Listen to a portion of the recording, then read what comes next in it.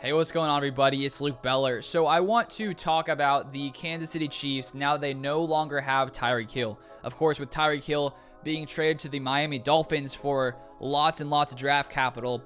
So the question is this Chiefs team, are they doomed? Is this offense doomed without Tyreek Hill? And my answer is I do not think they are whatsoever. When you look at the moves they have made this offseason, I think there's lots of reasons to believe that this Chiefs offense can be just as productive as they were the past few seasons. I think that clearly when a player like Patrick Mahomes loses his top option in Tyreek Hill, one of the best, if not the best, explosive wide receivers in the NFL, things are going to change a little bit for this Kansas City Chiefs team. But we've seen in the past, lots of times star quarterbacks have their target that they rely on and they lose them. For example, Aaron Rodgers goes from having Jordy Nelson to Davante Adams. And luckily for the Packers, Davante Adams was able to grow into a legit number one wide receiver. Of course, they lose him this past offseason, but he's still one of the best wide receivers in the NFL. So Rodgers was able to move on from Jordy Nelson to Davante Adams. And so now when it comes to Patrick Mahomes, he no longer has Tyreek Hill, which honestly is a little bit odd just because we're so used to seeing Patrick Mahomes and Tyreek Hill and that connection. It's going to be weird to see Tyreek on the Dolphins and Patrick Mahomes not throwing to Tyreek Hill. It's going to take some time to get used to seeing Tua throw him the ball, which I do think is a little bit of a downgrade, but that's on the topic of this video.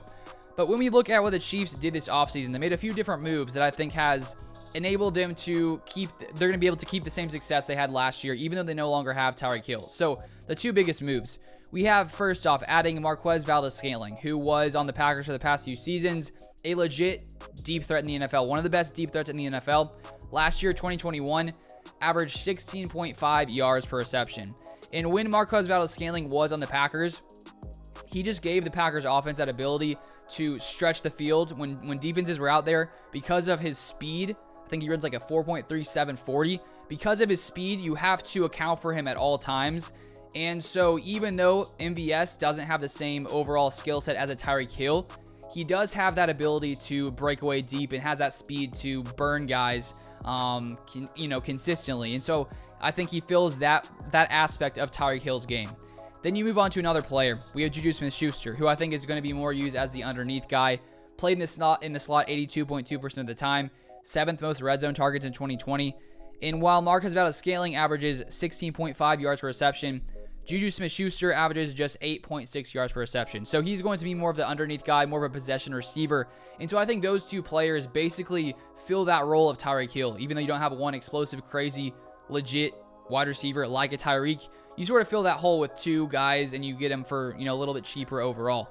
And then we add in the fact that Travis Kelce is still here on this Chiefs offense. Hasn't had less than 1,000 receiving yards since 2015. So Mahomes is still going to be able to consistently rely on Travis Kelce, who last year, 92 receptions, 1,125 yards, and 9 touchdowns. So he is a player that, in the red zone, anywhere on the field, in the middle, Patrick Mahomes still has Travis Kelce. And then you add in two Mecole Hardman, who should, I think, be a productive receiver this year, and then drafting Sky Moore in the second round. I think the Chiefs have done a good job that even though they lost Tyreek Hill, they have done enough to add weapons to, I think, allow this Chiefs team to be just as successful on offense as they were last season. Patrick Mahomes is still one of the best quarterbacks in the NFL, and when you're a player of that caliber at that position, you rise everyone else with you, just like Aaron Rodgers has consistently in times in the past when he maybe doesn't have as legit wide receivers as some of the other teams in the NFL.